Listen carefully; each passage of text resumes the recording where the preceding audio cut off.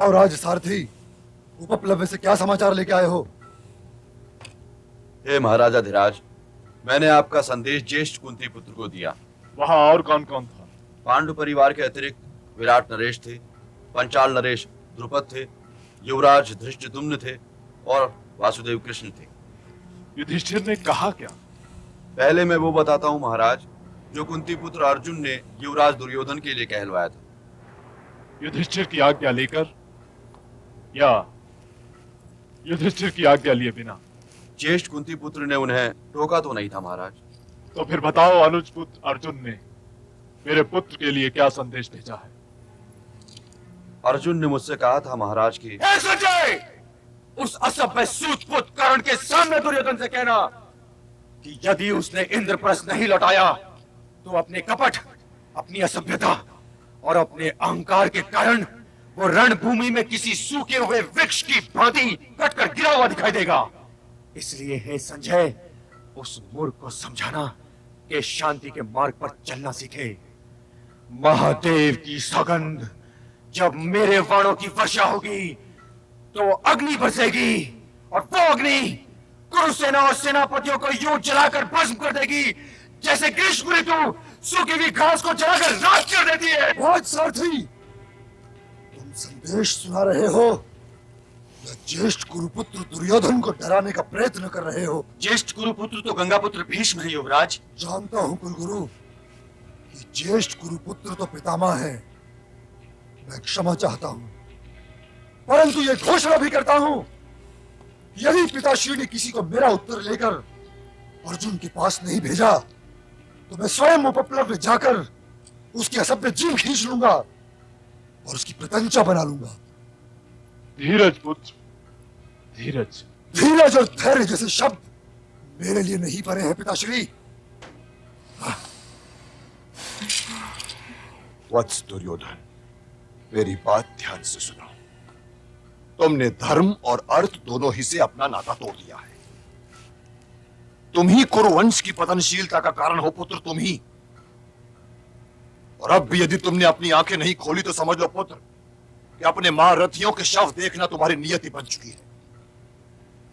हे पुत्र दुर्योधन, तनिक सोचो तो, तुम केवल 3 व्यक्तियों की ही बातें सुनते हो। उनमें से पहला है गुरु परशुराम द्वारा शापित ये सूत पुत्र कर्ण, और दूसरा है ये गंधार नरेश कपटी शकुनी, और तीसरा तुम्हारा दुराचारी अनुज दुशासन। क्या इस भरी सभा में सबके सामने यूं मेरी निंदा करना आवश्यक था? आदरणीय पितामह, क्षत्रिय धर्म के पालन के अतिरिक्त और मैंने किया क्या है? मैंने यही शपथ ली है ना कि मैं अपने मित्र दुर्योधन के शत्रु पांडवों का वध करूंगा। और आप ही बताइए कि मैं ये शपथ नहीं लेता तो क्या करता? मैं कूटनीति की मधुर भाषा नहीं जानता पितामह, क्योंकि मैं राजनीतिज्ञ नहीं हूं, योद्धा हूं मैं, और केवल धनुष की भाषा जानता हूं। हे पितामह, एक बात आप ध्यान से सुन लीजिए। मेरी निष्ठा कुरुवंश के प्रति नहीं है, मेरी निष्ठा केवल महाराज और युवराज दुर्योधन के प्रति है। निष्ठा जैसे शुद्ध और पवित्र शब्द का यहां दुरुपयोग न करो अंगराज कर्ण। तुम तो जिस छतनार वृक्ष की छाया में बैठे हो उसी की जड़ें काट रहे हो, और अपनी इस अनिष्ठा को निष्ठा भी कहे जा रहे हो। ना भड़काओ अपने मित्र दुर्योधन को, ना भड़काओ। तुम हो ही क्या, और हम सब मिलकर भी अर्जुन का सामना नहीं कर सकते। उस विराट युद्ध में तुम भी थे और मैं भी था, और तुम्हारा ये मित्र दुर्योधन भी था, जो आज इस सभा में बैठकर ये डींगे मार रहा है कि वो अर्जुन की जीवा काटकर अपने धनुष की प्रत्यंचा बना लेगा। है? हे महाराज, मेरी विनती सुनिए। दुर्योधन की आत्मा में घुसा हुआ शकुनी, दुशासन और कर्ण का ये त्रिशूल निकाल फेंकिए महाराज, निकाल फेंकिए। नहीं तो पूछिए इस कर्ण से कि उस समय कहां था जब गंधर्वों ने दुर्योधन को बंदी बना लिया था। युद्ध की बात करना और बात है महाराज, किंतु युद्ध करना और बात। यदि आप चाहते हैं कि आपके पुत्रों की आयु लंबी हो तो उन्हें उनका इंद्रप्रस्थ लौटा दीजिए महाराज। कभी नहीं पितामह, कभी नहीं। पहले वे 12 बरस के वनवास को स्वीकार करें और तब आए। आपके विचार में हमें क्या करना चाहिए आचार्य? तो यदि महाराज युद्ध का आदेश देंगे तो युद्ध अवश्य होगा, किंतु मेरे विचार से गंगा पुत्र भीष्म का प्रस्ताव स्वीकारनीय है। संसार की कोई भी सेना उस सेना को नहीं हरा सकती जिसकी ओर से अर्जुन युद्ध कर रहा हो, जिसके पक्ष में भीम की गदा हो, जिसके हाथ में युधिष्ठिर का भाला हो। गुरुवर, यदि हमारे शिविर में आप जैसे पांडवों के शुभ चिंतक होंगे तब तो हम युद्ध करने से पहले हार जाएंगे। जब हम बोल ही नहीं सकते हैं महाराज, तो हमारा इस राजसभा में होने का तात्पर्य क्या है? मुझे आज्ञा दीजिए महाराज। जो शिष्य अपने गुरु का आदर करना नहीं जानता उसका तो कोई भविष्य नहीं है महाराज, कोई भविष्य नहीं है। जब आप आदेश देंगे तो रणभूमि में अवश्य आ जाऊंगा और उस अर्जुन के विरुद्ध युद्ध करूंगा जो मेरा सबसे प्रिय शिष्य है। आचार्य, मेरे हस्तिनापुर को छोड़कर न जाइए आचार्य, न चाहिए। मैंने आपका विचार जान लिया है आचार्य। विराजी,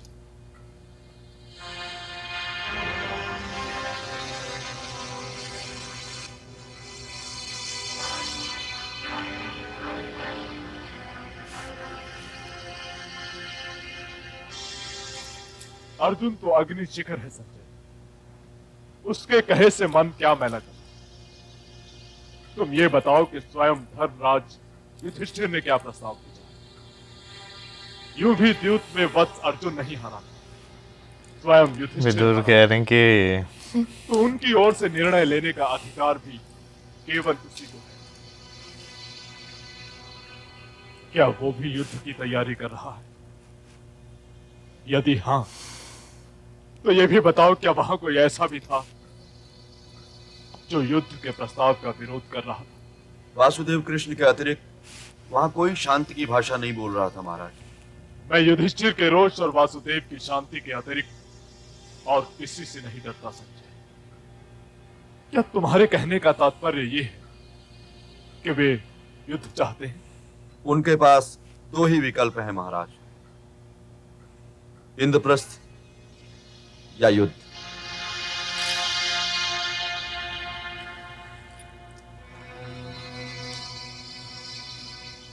युद्ध में तो हमारी पराजय निश्चित है संजय। इंद्रप्रस्थ दे देना भी पराजय ही है पिताश्री। ये नेत्रहीन धृतराष्ट्र तक अपने 100 पुत्रों के शव देख रहा है संजय, परंतु मैं क्या करूं? यदि इंद्रप्रस्थ मेरे पास होता तो मैं अवश्य प्रिय पांडु पुत्रों को दे देता,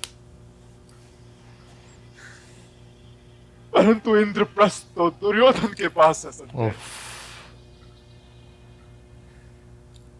इसलिए लगता है कुरुवंश को अपना दुर्भाग्य स्वीकार करना ही पड़ेगा।